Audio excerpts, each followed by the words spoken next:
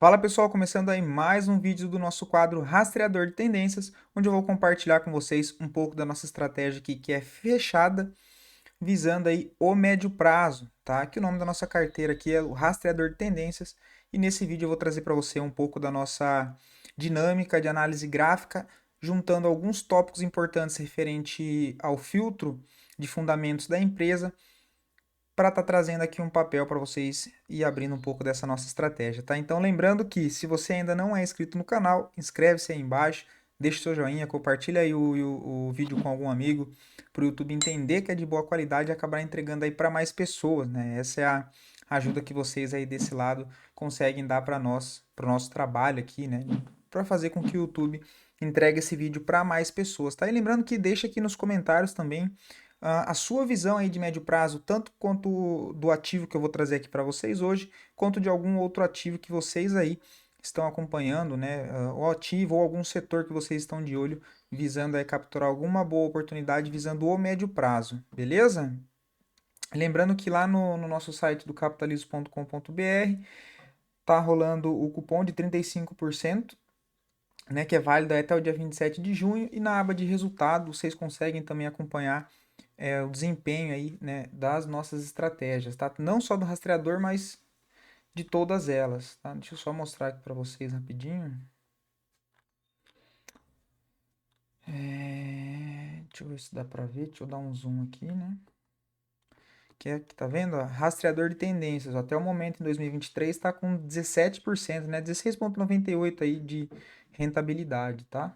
Então aqui por aqui vocês conseguem aí acompanhar e tá rolando o cupom de 35%, beleza?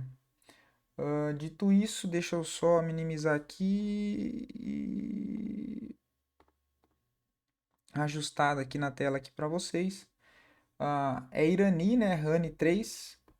E começando aí pelos tópicos que são importantes a gente dar uma olhada, que eu achei interessante trazer aqui, é que o primeiro ponto é o potencial de crescimento, né, em embalagem de papel, tendo em vista que o e-commerce vai ter aí, né, é para ter a substituição de plástico por papel, tá? Então isso vai acabar trazendo aí mais viabilidade, né, visibilidade para a empresa, tendo em vista que o maior fluxo dela é nesse nicho, né, pessoal, de papel e celulose, sendo mais específico, né? O segundo tópico é que a empresa mostrou uma forte evolução em transparência e governança, e o terceiro e importante também é a possibilidade aí de crescimento das exportações, tá? Dito isso, vamos lá para o gráfico agora, né, que é o que o pessoal mais gosta. Deixa eu só tirar isso aqui.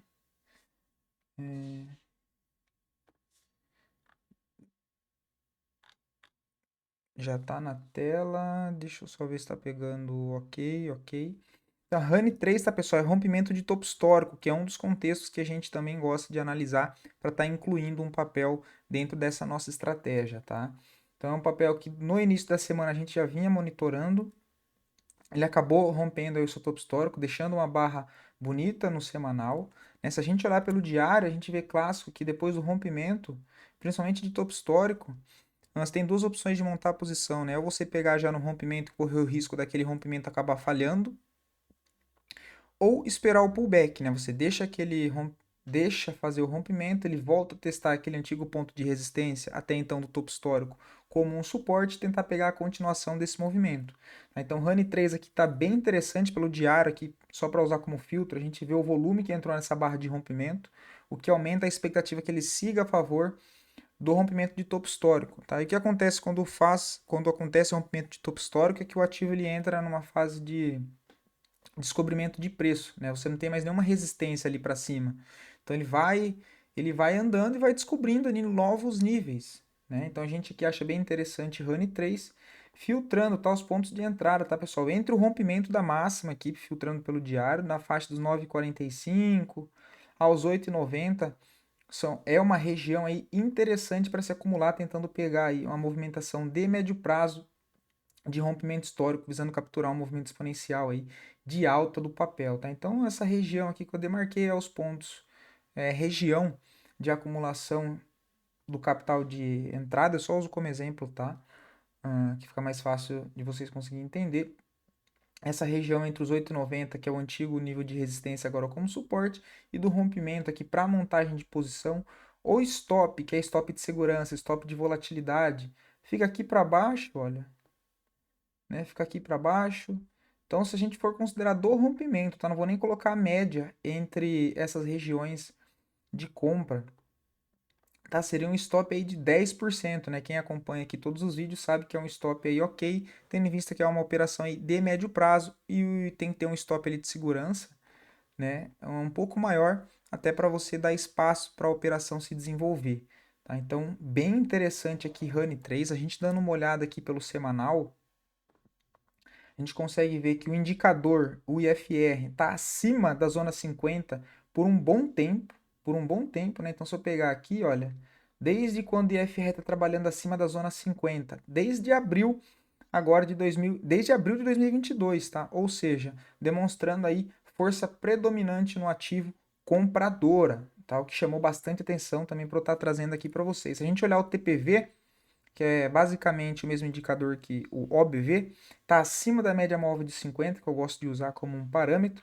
e também embicou para cima, né? Inclinou para cima, sequência aqui de fundos ascendentes no indicador de força, indicando aí que a possibilidade maior é que ele siga de fato subindo, né? Que ele siga aí de fato subindo. Então, bem interessante N3, rompimento de topo histórico, os indicadores de força alinhados demonstrando o maior fluxo comprador no papel, o que aumenta a expectativa que o ativo siga a caminho desse movimento aí de alta, tá? E se a gente tirar aqui um zoom, olha, reparem que o papel está trabalhando dentro de um canal de alta de longo prazo, o que também é bem relevante, né? A gente tem aqui o canal de suporte e aqui a linha de resistência, né? Então a gente está trabalhando aqui dentro de um canal de alta e de longo prazo, e se a gente reparar bem, o papel, quando ele toca nesse nível de suporte, é demonstração de força compradora, e a gente vê aqui que faz aí 6, 7 meses, né? 6 meses que o papel anda aqui colado nesse nível de suporte e não perde